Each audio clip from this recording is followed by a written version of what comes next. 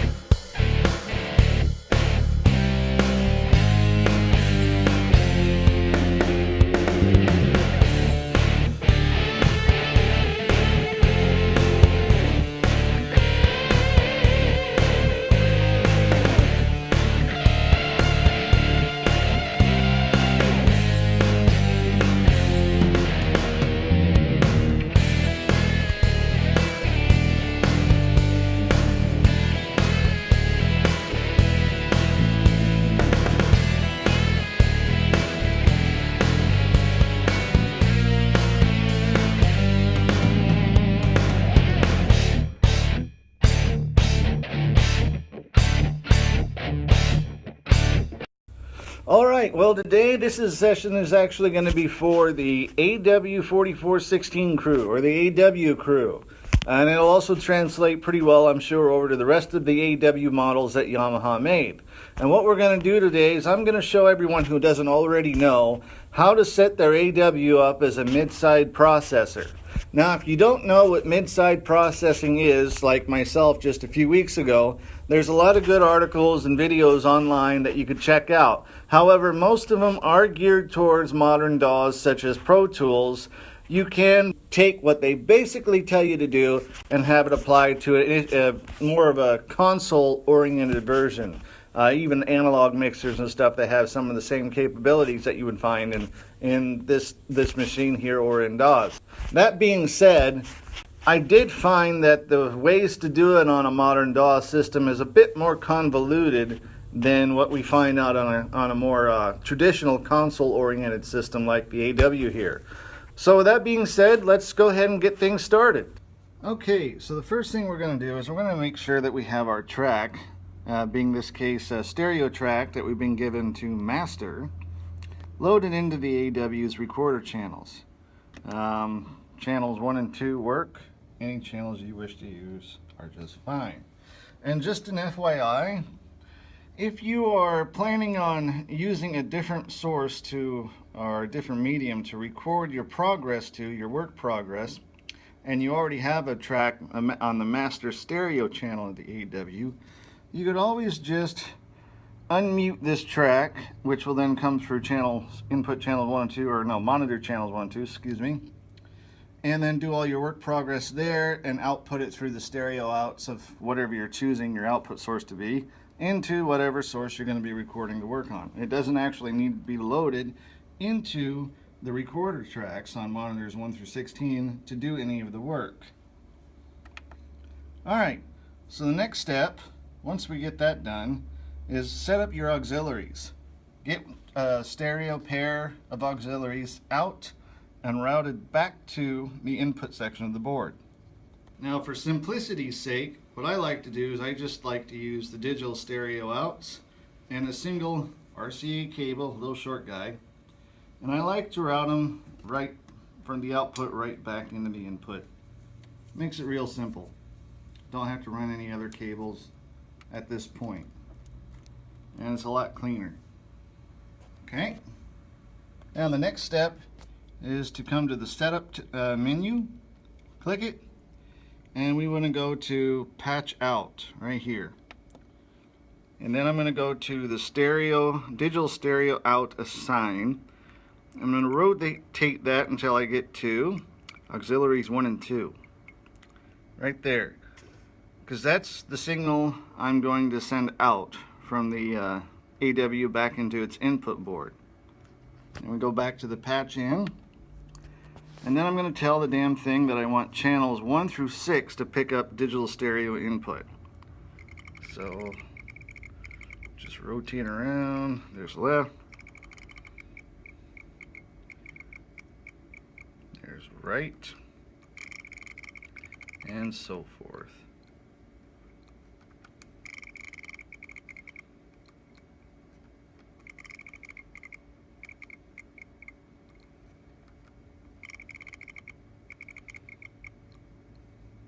just like that.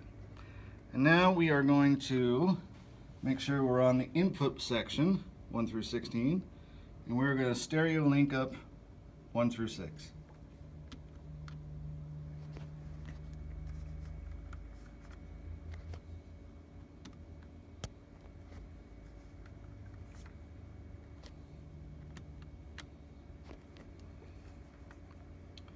All right, now with that done, we're going to go over to the pan menu, and then we're going to make sure we're on pan 1 through 16, which we are. All right, and we're also set up on gang just for simplicity. We are going to keep channels 1 and 2 dead center like that with the stereo bus on, and then we're going to make channels 3 and 4 the far left side of our side component. And we're going to make 5 and 6 the far right side of our side components. So in the stereo situation, here's mid, and there's left, right sides, both sides. Now since we're at this point, let's go ahead and head over to pair bus tab, right here. And we are going to pair auxiliary outs 1 and 2 just to make things easier on us.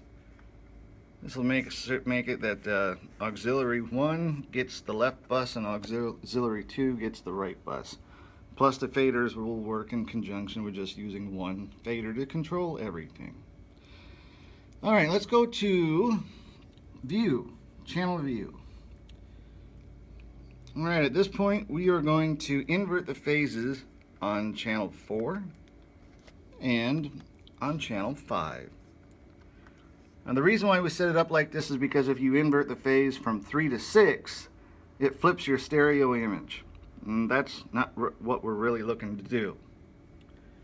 Now come back over to the EQ menu tab, or page, and we're going to go to fader group, which is number 3. And we are going to group channels 3 through 6.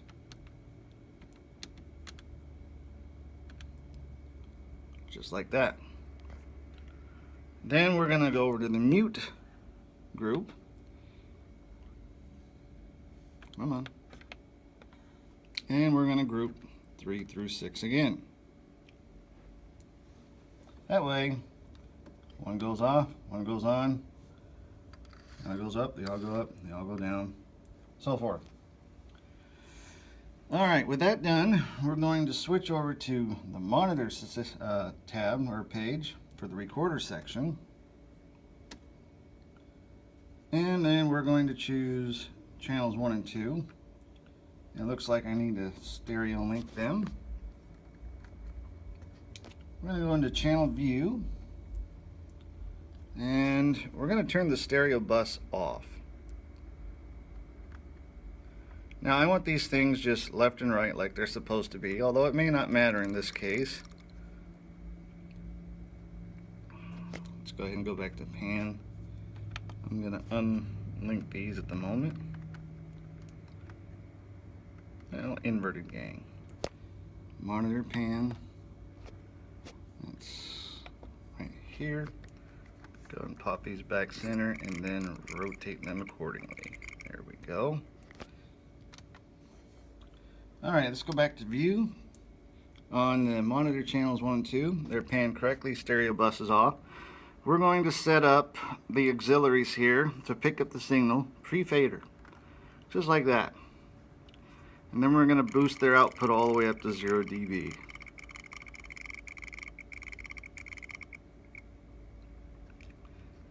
Alright, let's go back into the inputs and the home page. Let's go ahead and raise the fader's output now between 6.4 to, or negative 6.4 to negative 5 dB. That, in my experience in the past couple of weeks, has given me results of being output at about the same volume as what the original stereo file would be at, set 0 dB.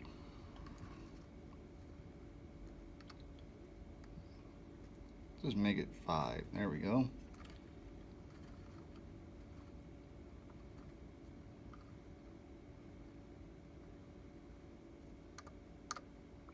Come on. Getting closer. There we are. And that is your stereo mid-side matrix. And let's see what the results are going to be of this. One moment. Alright, so let's see what the mid-side processor will do.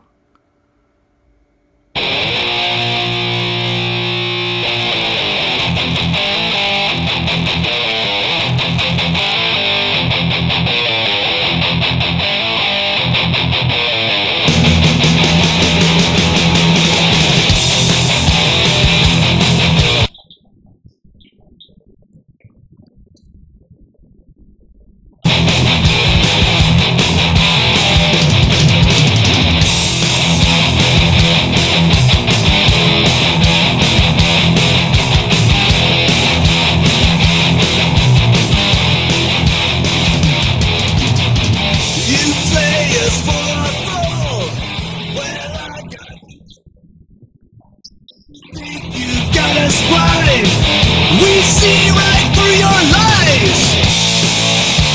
The time has come. The beginning insurrection. Time to turn out the lights. Our souls are forged in metal, and soon you'll hear their screams. And now it starts.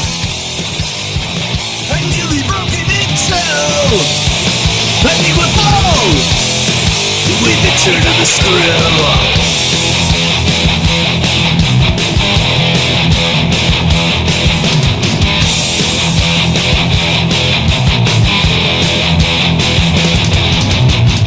Oppression is your game.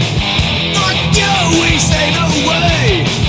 With fire a path we blaze. To the kingdom we shall raise. The skies will fall. Death is no discretion. Blood will rain down tonight. Run for your buried stone tombs and fall upon your knees.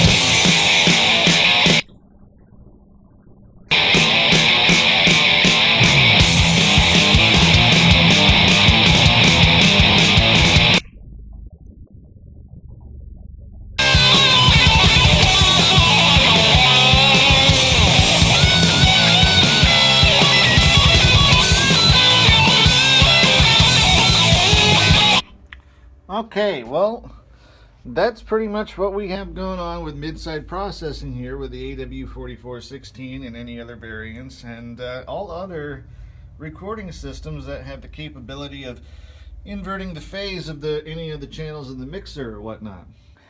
I usually mix in pretty heavily stereo-oriented fashion, meaning I have a lot of information coming out the left and right channels, as opposed to being dispersed around maybe a more narrow field or whatnot. So I don't really have the benefit or have the use of using mid-side for the sake of either widening or narrowing the stereo field. It is what it is, and I like how it is. So I don't have any other use for it other than the other features that mid-side could actually work for. And that is, mid-side can also be used to help mastering engineer or anybody else who's doing recording, mixing, whatnot, to be able to affect things that happen within the mid channel separately from the side channel. So you can run different EQ and dynamics processing on your mid channels as opposed to what you're going to do on your side channels here. So in a case like this track is just one that I did a number of years ago on a 4-track cassette recorder using the AW as a mixdown deck. And you know, it sounds okay right now. It's got a little bit of master compression on it and stuff, but you know, what if this track was sent to me from somebody else and I thought, you know what, well, all I have here is the stereo mix. It sounds okay, it's well balanced, but I would still like to have a little more low-end punch from the kick as a mastering engineer. Is there really anything I can do about it? Yes. Under mid-side processing, I can do just that. Let's go ahead and back the track up and I'll show you what I'm talking about. All right, back to 0. Start it up. All right. Now we're just going to select the mid channels here. And then we're going to go to EQ. Back to the main front page. And I want to enhance the kick, which is going to be around 70 hertz. And I'm going to give it a fairly tight peaking bell curve there. And I don't want it to affect the low resonance of the floor toms. So I'm going to leave these channels alone because those are the side channels where the floor toms reside. And I'm only going to adjust the EQ on these 2 channels. Here we go. Well, I've got news for you. You think you've got us blind? We see right through your lies. The time has come. The beginning insurrection. Time to turn out the lights. Our souls are forged. Now you were able to tell that the low end punch from the kick drum came up and it didn't affect anything else on the track. It didn't affect the toms, it didn't affect the snare because of where I had the curve set, nothing. So effectively I did exactly what I wanted to do. I affected the kick only from a stereo mixed down track. Now, you know, this sounds okay, but let's say now I also want to increase the way the cymbals, clarity, the sharpness, the brilliance come out, the sparkle, whatever you want to call it. But I don't want it to affect the sibilants of the vocals or the higher frequency resonance from the snare. Well, since the cymbals reside primarily within the side channels because of being picked up and how they were mixed from the overheads, which are panned hard left and hard right, I can just jump into the side channel system here and I can adjust EQ on these 2 stereo channels individually. So let's go ahead and check it out. And soon you'll hear the screams. And now it starts. And you'll be broken into. And you will fall with the turn of the screw.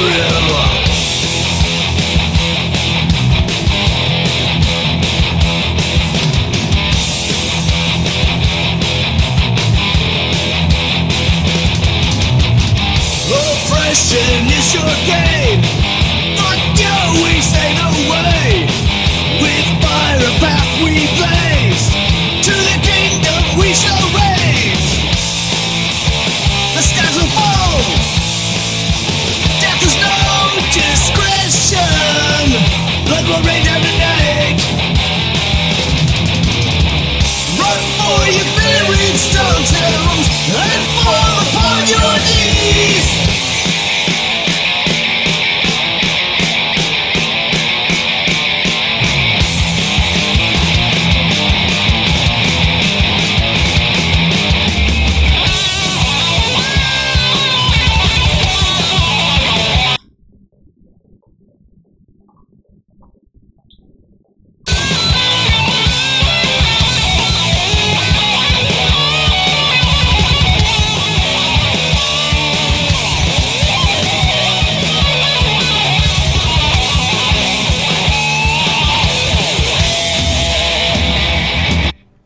So there you go. I've effectively have changed the mix of the sound a little bit on just a couple of the instruments, or just the kick drum and the overheads, and particularly the cymbals, without affecting the vocals, without affecting the toms, without affecting the guitars, all from just changing a few things on a stereo mid-side matrix processing from a stereo mix. And of course, you might think, well, you could have done that anyway with just EQing the stereo mix individually or separately by itself without going through this whole process. But that's not true, because the floor toms, the resonance goes all the way down to the same area where I've adjusted the punch for the kick, and so therefore they'd come through a lot more boomy. And for this situation, I personally didn't want to do that, so it allowed me to attack just the kick itself and not worry about anything else. And the same with the hi-hats and the overhead cymbals. I was able to attack the cymbals and bring their brilliance out a little bit more without affecting the way the vocal sounded when you pronounce the S's, and without affecting how the snare sounded with the higher frequency harmonics that it generates. So that is one thing you can do with mid-side processing. If you don't have the original individual multi-tracks, the stems to do all that stuff with on an individual basis, and this is all you get. It gives you some flexibility in what you can do. Now, I've got a treat for you guys if you're still watching or bothering to pay attention to anything I'm saying. I am actually got this thing pre-set up for something that is just a proof of concept. I'm going to come over here into scene 7, and now you noticed all my channels are up, including a couple on this side. What I have done is I have created a mid-side processor with multi-band compression and the ability to run de-essing and notch filtering on the fly. And how I did that was basically the same setup that we described before. We're just running our 2 auxiliaries in and out right there into the stereo field. But now I've got 18 channels picking up channels left and right. And if we go here, this is our low register of mid channels, mid register of mid channels, and high register of mid channels, which could be used as a de-esser if need be. But you know, on stereo fields, mixed fields is probably pointless. And then here's our left side lows, left side mid, left side high, right side low, right side mid, and right side high. And the notch filtering can come in from taking the difference between this section here where we got the high pass filter on it and just cutting out a little bit of what you may find here. So right now I've got it at 1 kilohertz on the high side for low pass, and I have a 630 kilohertz on the low side for high pass. Now if I just happen to bother to bring this up to 4 kilohertz, we've effectively notched out everything running from 1 kilohertz to 4 kilohertz. But it creates a bit of a problem. When you do that, you change the dynamics between the phasing of all the frequencies, and it throws your mid-side processing a little bit out of whack. Obviously it makes the side channels a little quieter, but because the phasing is a little off with the center channels, the mid channels, it narrows the stereo field, and you are able to more easily pick up on the inverted phasing trick that's used to create the matrix. Even if you turn the side channels up in relation to the mid, it doesn't fix the result. Anyway, what I've done with this track is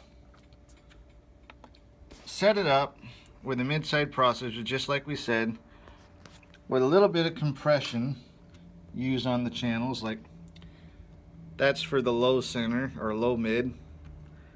That's the mid-range mid channel, and that's the high mid channel, and so forth.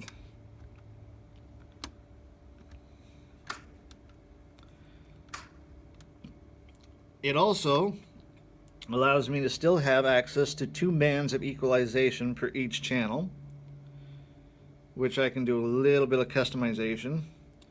Plus the fact that you can use the outputs from the output gain from the compression, and you can still use your faders to change levels to give you what's called dynamic equalization. And in this case, let's see if we go back to the home. There we are, home. Let's go and make sure everything's even at 5.0. There we go.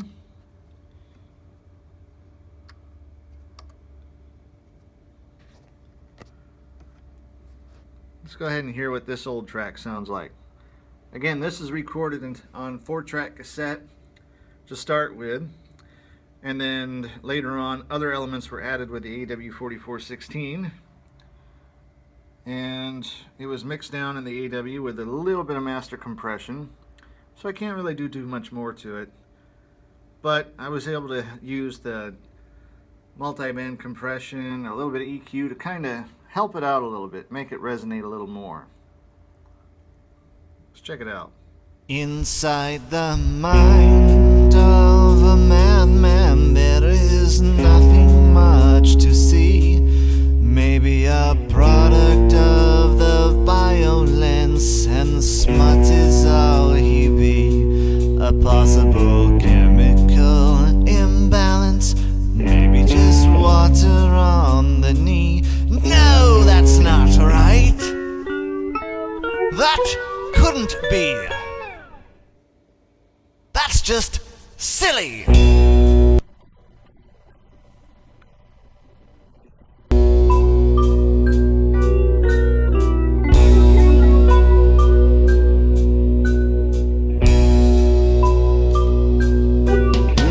To diagnose one state of mentality, one must first observe his actions in the physicality. You can't just cut him open and look for something broken. You wouldn't know what to look for anyway. And through these observations, you may look for some relation to some similar cases from days gone by.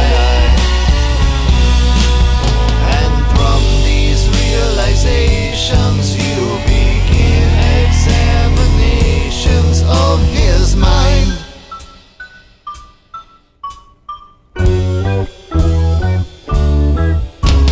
Maybe he's got brief psychotic disorder. Or perhaps he has schizophreniform disorder.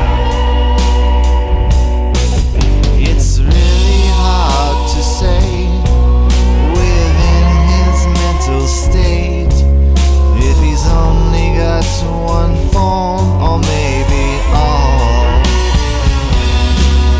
And so we try to rationalize, hoping to conclude in time the ailments within our patient's head.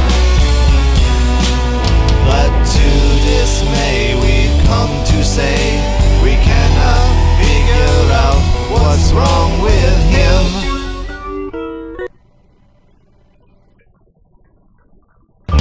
Inside the mind of a madman, there is nothing much to see. A ganglion of neurons and fatty tissues is all he be.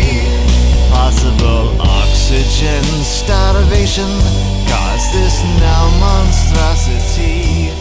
Possibly.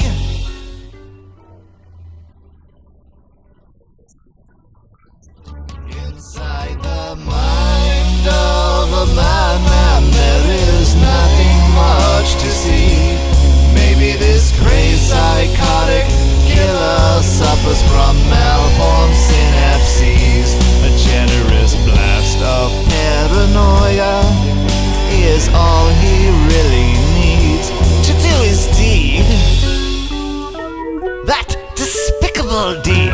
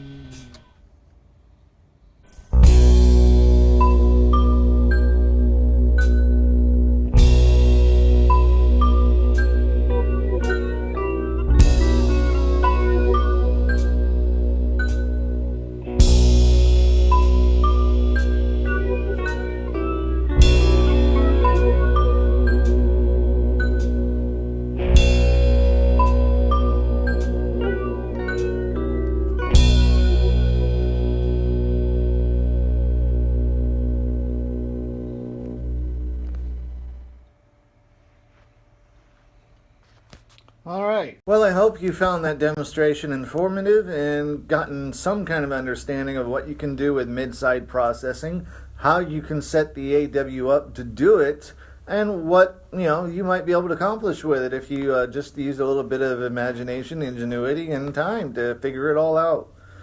Anyway, thanks for watching.